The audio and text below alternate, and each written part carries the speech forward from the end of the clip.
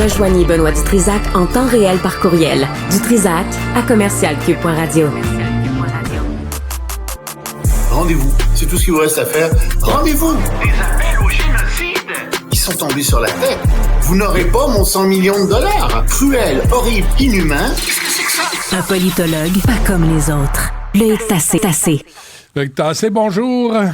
Et bonjour Benoît. Et avant que je commence avec mes sujets, Oui. as-tu vu ce qui vient de tomber sur CNN? Non. L'avion de Nicolas Maduro, un Falcon 900 de la compagnie Dassault, c'est l'avion présidentiel, là. C'est l'équivalent pour le Venezuela du Air Force One pour le président américain. Cet avion qui avait atterri en République dominicaine vient d'être saisi par les autorités américaines.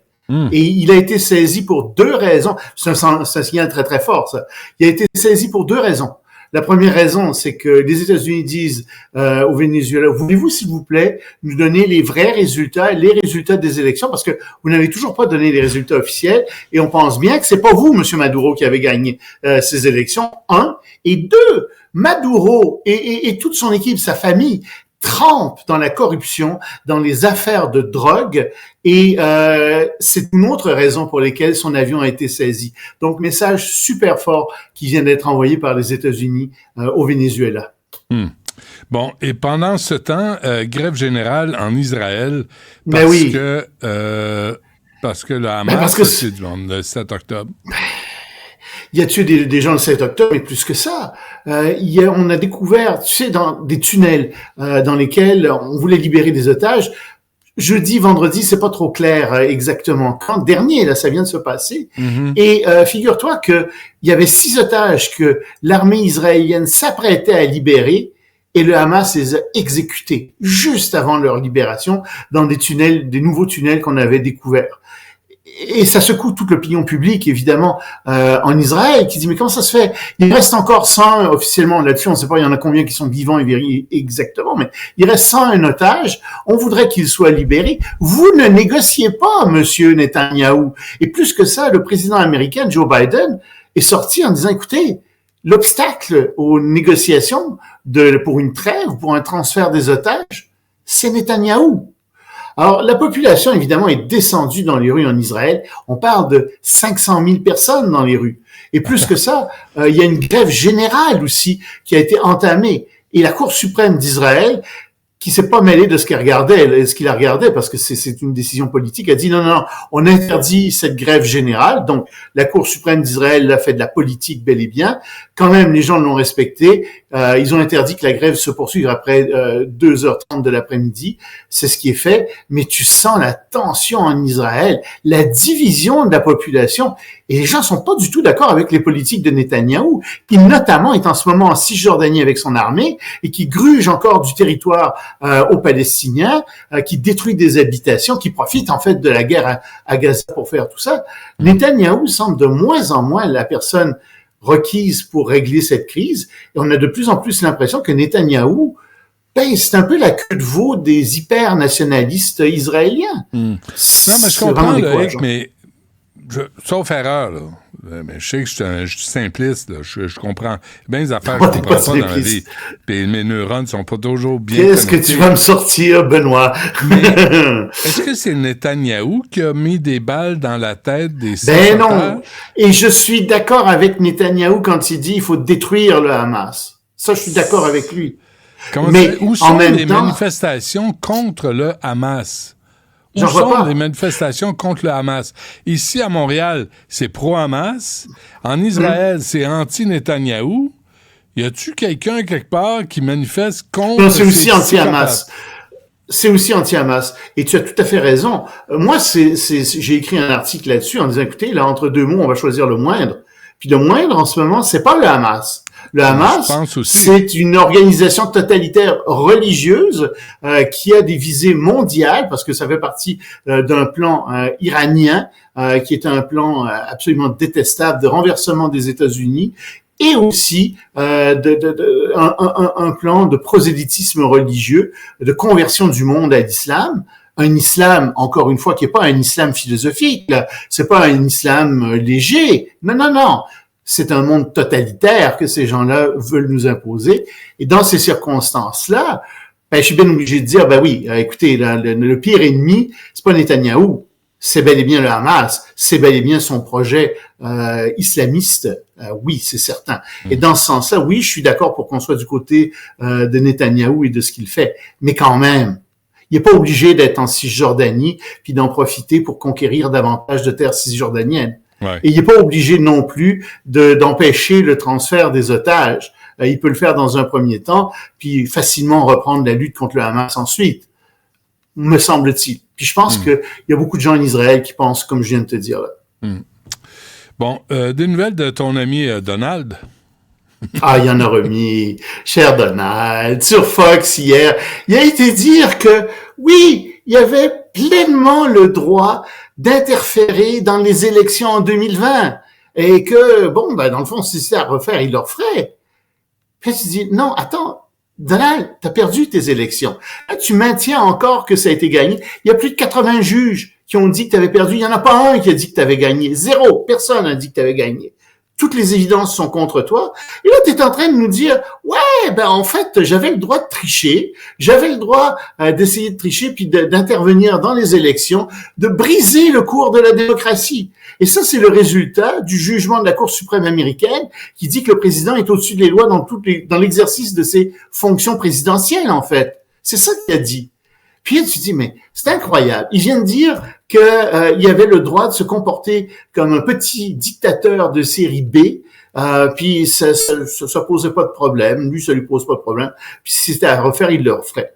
Oui, mais s'il a le droit d'interférer dans les élections, petite question à Donald Trump, est-ce que Joe Biden aurait le droit de faire la même chose au cas où il gagne les élections? Parce que, suivant sa logique, Joe Biden pourrait faire la même chose. Mais Kamala Harris, farfelu. Pour dire que Kamala Harris a gagné, évidemment. Il pourrait le faire, suivant la logique, la belle logique de Donald. Ouais. Mais c'est peut-être parce qu'on la comprend pas, sa logique. C'est peut-être parce qu'il est au-dessus de notre capacité intellectuelle. Non, peut-être pas. Ouais. Je pense que le terme logique est un peu fort quand on applique ça au raisonnement de Donald Trump. Ouais. Au pseudo-raisonnement de Donald Trump. L'Algérie a repoussé 20 000 immigrants illégaux. Oui, puis ça, c'est important comme nouvelle parce que ça montre comment l'immigration illégale est en train d'être utilisée comme arme de guerre par la Russie. C'est-à-dire que tu sais qu'il y a eu un coup d'État au Niger et c'est les Russes qui sont là. C'est les Russes qui conseillent les Nigériens. Et on vient d'apprendre, en tout cas c'est France Presse qui rapporte ça et elle rapporte en fait les données d'une ONG, Alarm Phone Sahara, qui, avec son nom anglais, est probablement une ONG française, mais bon.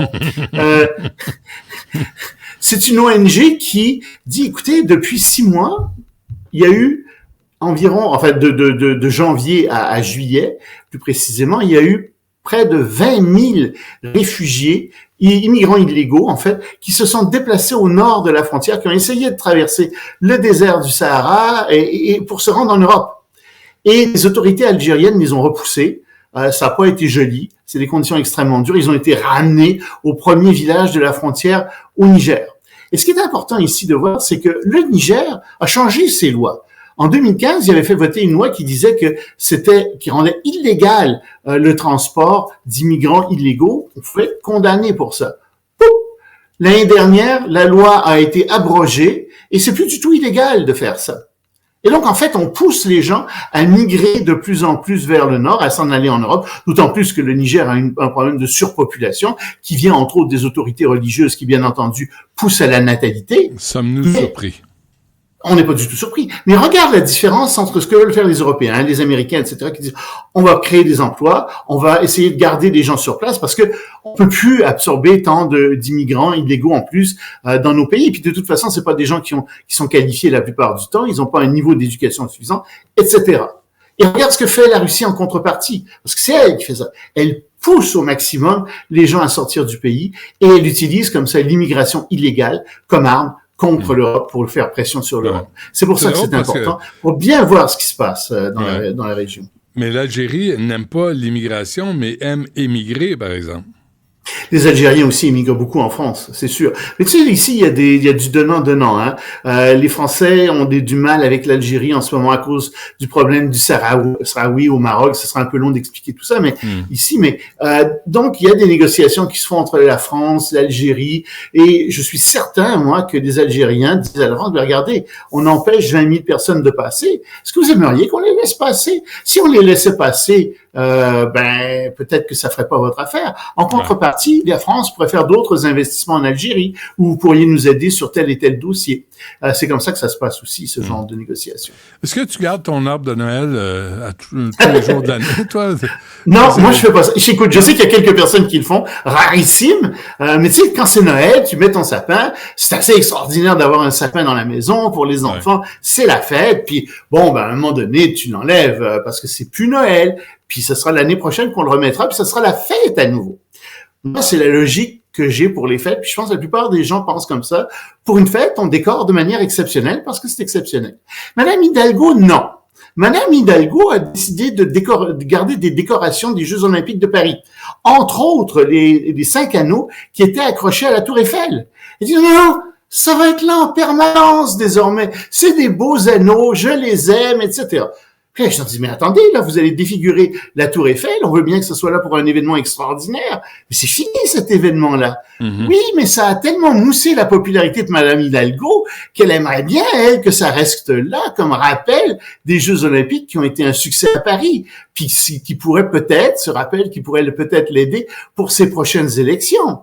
Quant au comité organisateur des Jeux Olympiques, le comité international olympique, le CIO, mais il est ravi. Tu imagines, désormais, la Tour Eiffel va être représentée avec les 5 anneaux olympiques. Quelle publicité, quel marketing extraordinaire, et ils n'ont pas un sou à payer. Et comme on sait, le CIO est une organisation extrêmement pauvre, n'est-ce pas, Benoît? Donc ça n'a aucun sens. Ça n'a aucun sens de faire des trucs pareils. La fête est passée, tu décroches, puis tu feras une autre fête à un autre moment. Puis là, tu as un bel exemple encore de récupération politique. Ne me donne pas d'idée. Ne me donne pas d'idée. On se reparle demain, Loïc. Merci. Salut.